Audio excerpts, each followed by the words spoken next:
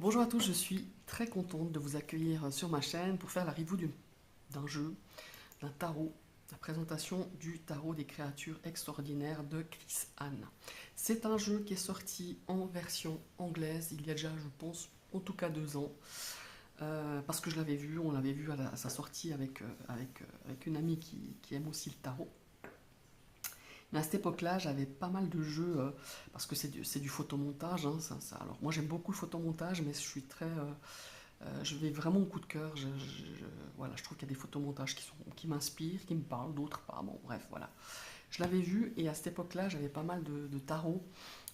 Pas dans le même style, parce que je trouve qu'il est très particulier comme jeu, mais je me disais que j'avais pas mal de jeux photomontage et je me suis dit, bon, bah, à l'occasion, je le prendrai. Et puis l'occasion, bah, c'est que bah, je ne l'ai pas mis sur ma liste, et puis bah, il y a d'autres jeux en 2 ans qui sont venus agrandir ma cartothèque, évidemment.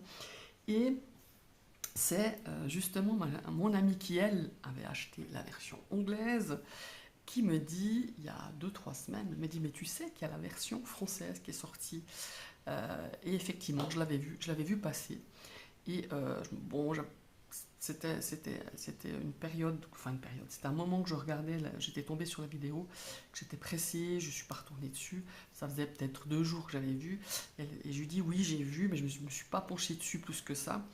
Et voilà. Et j'avais envie de l'acheter. Et il y a quelques jours, il y a quelques semaines, il y a une dizaine de jours, je crois, je suis allée me promener sur Vinted et que vois-je, le tarot en version française, donc là à un prix super sympa, j'ai pas hésité.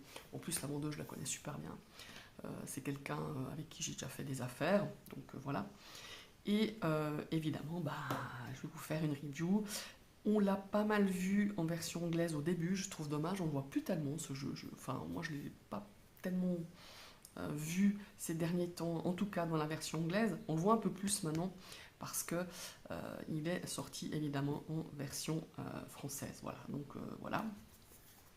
Ce sont donc les éditions Exergue qui l'ont édité. Donc c'est une branche des éditions Très Daniel évidemment. La boîte, elle est super sympa. Moi j'aime bien ces boîtes, elles prennent pas trop de place. Euh, Elles sont qualitatives, hein, elle est très belle cette boîte. On a ce côté aimanté. Et nous avons déjà ici, elle est promis d'être toujours extraordinaire car cette magie nourrit son âme. Voilà, donc c'est Chris Hahn qui a fait plusieurs jeux, plusieurs tarots, mais plus très connu par rapport au Laxir Tarot et, euh, et d'autres tarots, le Muse Tarot d'ailleurs, qui est un petit peu pas dans la même. Euh, c'est pas la même chose, mais il y a aussi ces photomontages. Et évidemment, comme vous savez, moi le Laxir Tarot, c'est mon jeu couteau suisse, comme je dis. D'ailleurs, je viens de m'acheter une autre version, la version Pocket, il y a pas, bah, avant les vacances, l'été là. Euh, Parce que ben, j'en voulais une version pocket pour justement mettre quand je pars au week-end ou glisser dans le sac. Enfin bon, voilà. Bon bref, ça c'était un aparté, donc une aparté pardon. Donc c'est bien Kristan, la même créatrice qui a fait ce jeu. Donc la version anglaise est sortie donc en 2022, mais moi j'ai craqué pour cette fois j'ai vraiment craqué pour cette version française. Alors j'ai craqué pourquoi? Parce que j'ai regardé vraiment de plus près euh, ce jeu. Parce que, bah, comme je vous ai dit, mon amie, elle l'avait en version anglaise, mais bon, voilà. Elle le trouvait génial, elle m'a dit, tu verras, il est vraiment super. Mais bon, j'avais pas, c'était pas autrement poché plus que ça, parce que j'avais regardé des reviews à l'époque en anglais, hein, parce qu'elle était en version anglaise. Et oui, j'avais trouvé quelques cartes sympas, mais voilà, sans plus.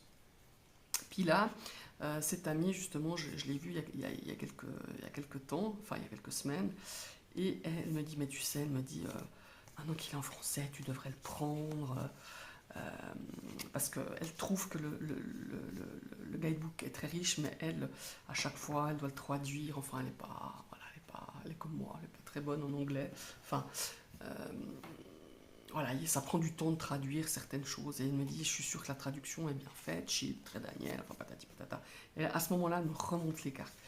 Et de le voir comme ça en vrai, effectivement, il y a des choses qui m'ont beaucoup, beaucoup attiré dans ce jeu que j'avais pas fait attention à l'époque. lors de sa sortie en 2022. Donc voilà, le dos, qui me fait en tout cas bien penser un petit peu au dos du Laxir Staro, hein, au niveau du graphisme en général, pas du tout la couleur. Les cartes, c'est la même qualité du Laxir Staro, elles sont épaisses, elles sont touchées un petit peu, ouais, touchées, un bon toucher quoi, qui se mélange bien. C'est mat, je dirais un petit peu satiné, mat satiné, un petit peu comme ça. Et puis les couleurs sont assez sympas, donc elles ont un côté un petit peu vintage, vous verrez. Un côté aussi un petit peu dans les vêtements de ces personnages, parce que vous allez voir, alors c'est très spécial, j'ai remarqué que quand je parle de ce jeu un petit peu autour de moi, avec des gens qui sont collectionneurs, ou qui aiment les cartes, qui aiment les tarots, les jeux, ils sont tous du même avis que moi, c'est ou on n'aime pas. Voilà, c'est très tranché. Il y a des gens qui me disent oh là là, non, non, non, non, moi c'est pas ma came. Et d'autres, voilà, qui adorent, parce que je crois qu'il n'y a pas de, il n'y a pas de demi-teinte, c'est on aime ou on n'aime pas. Et ben moi, j'adore. Et donc voilà, c'est. Qu'est-ce que je peux vous dire aussi? Il coûte 24,90 €. Voilà, il y a un super guidebook, effectivement. Voilà, j'ai quand même été feuilleté pour pouvoir vous en parler. 189 pages, donc il est vachement complet. Et il n'y a pas d'image de la photo, hein, donc, enfin, il n'y a pas d'image de l'illustration. On pourrait croire que déjà une page est prise par l'illustration, pas du tout. Et ça, je trouve vraiment génial. Il y en a qui aiment bien avoir l'image de l'illustration de la carte. Moi, je trouve que c'est de la perte de place, mais ça, c'est mon idée. Et je peux vous dire qu'il y a du contenu là-dedans. Bon, là, on va y venir. On va regarder déjà les cartes. Donc, format classique, voilà, du tarot. Hein, donc, le dos. Et on va passer aux cartes. Donc, la carte du fou. On a deux cartes. On a la carte du fou avec le 2.0, vous voyez. Donc, celle-ci ou celle-ci. Donc ici, on a quand même le corps d'un humain avec la tête d'un chien, et là, on n'a que le chien. Voilà. Donc je pense que c'est pour, selon peut-être, selon nos tirages, est-ce qu'on inclut les deux cartes? Je vais aller voir, ça, je n'ai pas regardé s'il y a peut-être une interprétation différente entre les deux. Mais en tout cas, voilà, on a deux cartes pour le fou. Voilà. Alors. Le magicien. Voilà. Alors, il y a un cadre. Moi, généralement, je suis pas fan de borderless, mais là, ça ne m'étonne pas du tout, parce que ce que j'aime bien, c'est que vous verrez dans plusieurs cartes, on a des trucs qui apparaissent, enfin des trucs là. En l'occurrence, c'est une fleur. Là, il y a l'épée qui ressort de la carte. Donc, il y a un borderless, mais c'est pas très défini. Je trouve vraiment sympa.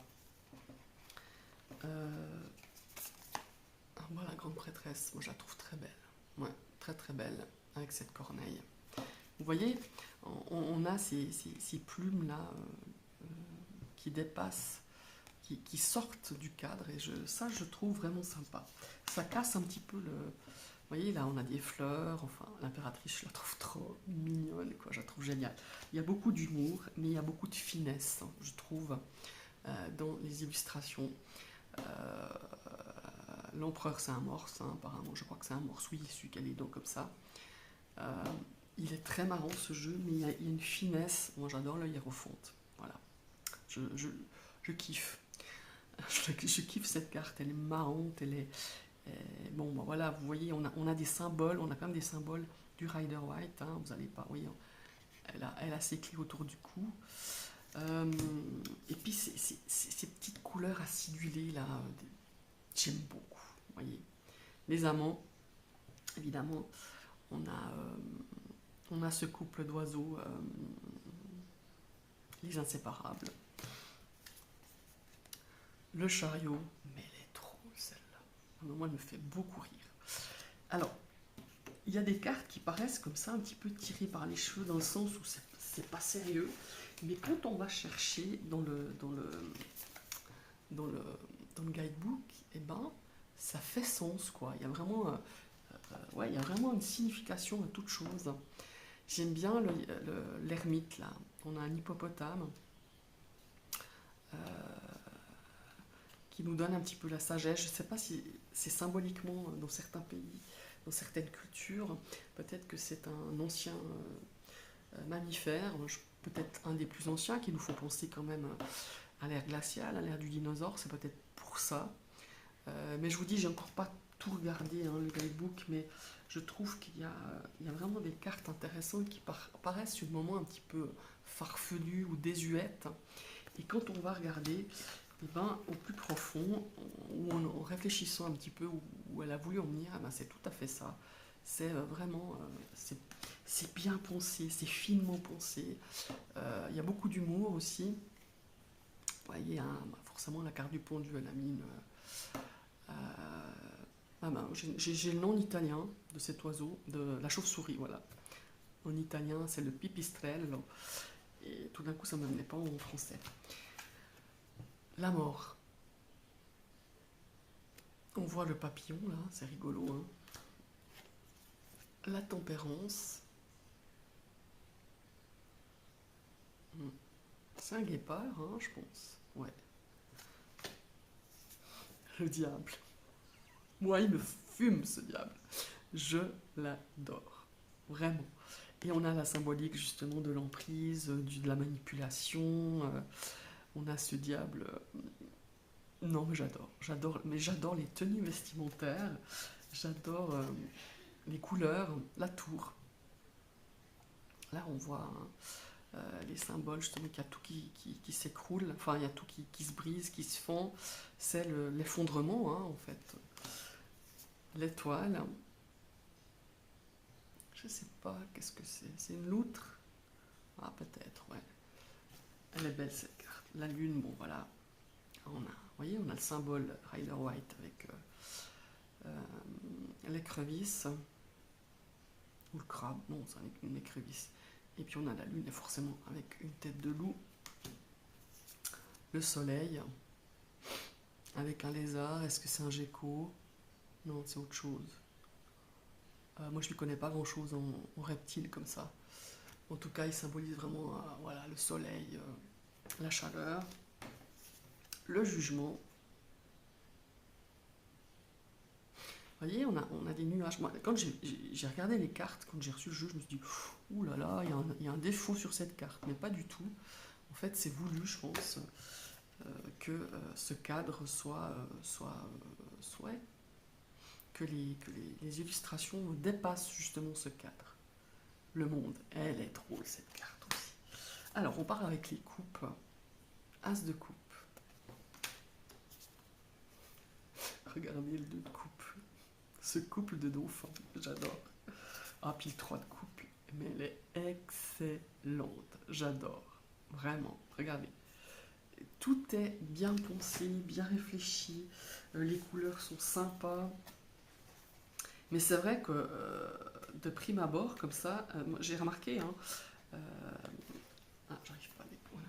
Elles sont neuves ces cartes, j'arrive pas à les gens ils regardent, t'as ceux qui sont mais complètement conquis, qui aiment, et ceux qui disent mais quelle horreur, c'est quoi ce jeu quoi.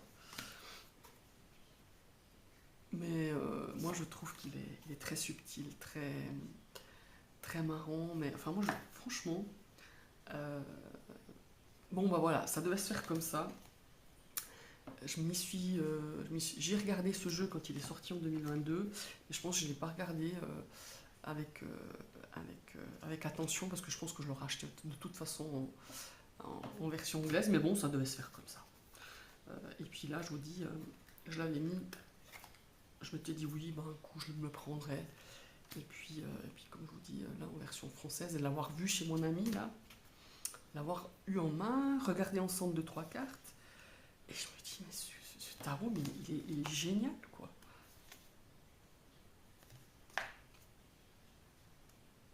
La série des deniers, ouais, c'est drôle. Ce canard qui joue l'équilibriste sur un œuf. Regardez le 3 de denier, comme ils sont drôles.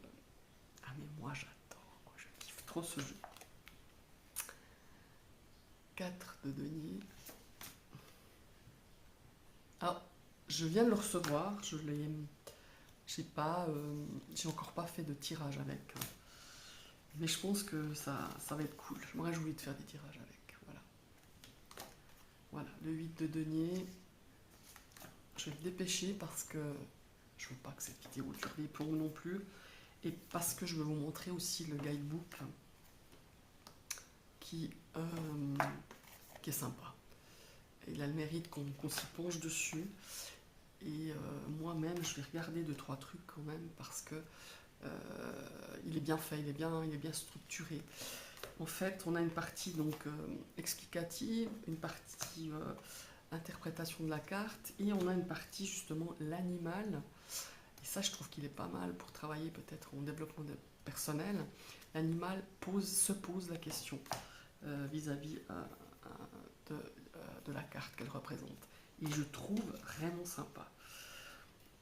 J'aime bien les jeux comme ça où il y a des questions qui sont posées, qui nous permettent des questions qui s'ouvrent et qui nous permettent d'aller creuser un petit peu.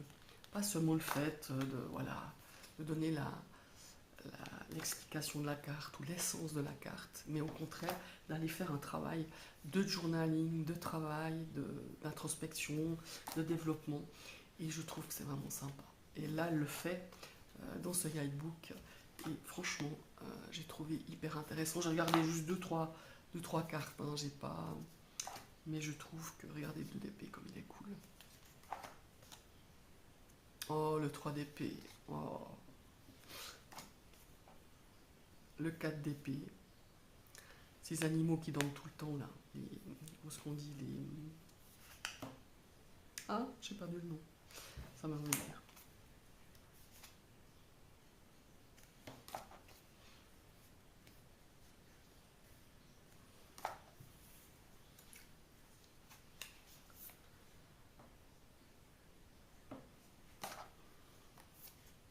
Le 8 d'épée. Ah ouais. Oh, regardez le 9 d'épée. Ce visage d'hibou ou de chouette. Non, c'est une chouette, ça. Regardez le 10 d'épée. Oh, c'est beau. C'est une abeille, je suppose, qui voyez,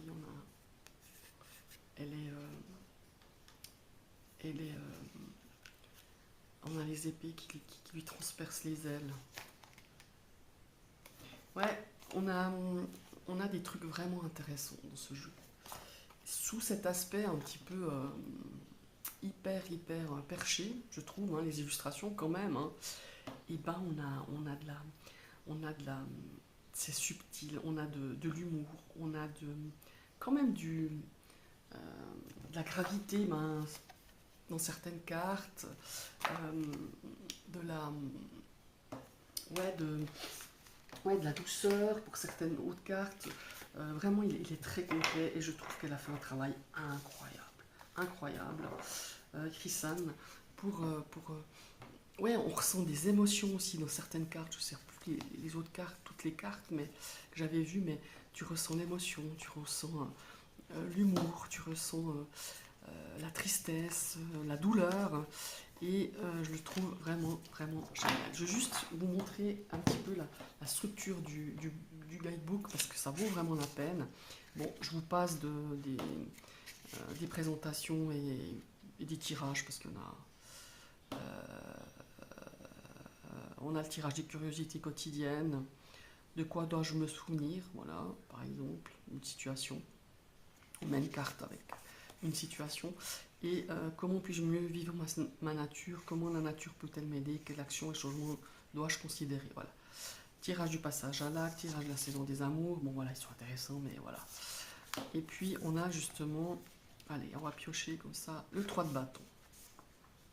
Donc on a pile face, c'est je pense à l'endroit à l'envers, hein.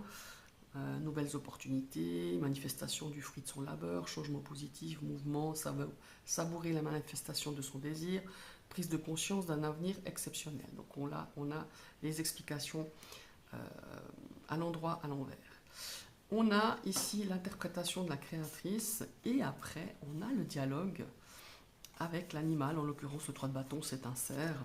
C'est marqué « Apaisez votre esprit et réfléchissez à votre situation ». Regardez vraiment autour de vous. Vous trouvez-vous aujourd'hui sur le chemin le plus pertinent pour vous en attente d'un signe, d'une invitation ou d'une autorisation? Quelles raisons vous incitent à attendre? Quelles grandes choses sont en route et comment saurez-vous que votre bénédiction se profile à l'horizon? Donc vous voyez, c'est tout long comme ça. L'ASDP, c'est pareil. On a les mots-clés, l'explication de la créatrice, l'explication de la carte, et on a le dialogue à chaque fois, et avec des questions qu'on se pose, avec des réflexions. Et franchement, il est vachement bien fait. Je suis ravie et je me réjouis de l'approfondir, ce jeu. Dites-moi si vous le connaissez, dites-moi si vous l'avez, et qu'est-ce que vous en pensez, parce qu'il est vraiment super cool. Je vous remercie d'avoir suivi cette vidéo. N'hésitez pas à vous abonner sur ma chaîne. Vous cliquez sur la cloche, vous réactivez une deuxième fois cette cloche, comme ça vous recevrez les notifications comme quoi j'ai posté d'autres vidéos. Et je vous souhaite une belle journée et à tout bientôt. Bye bye.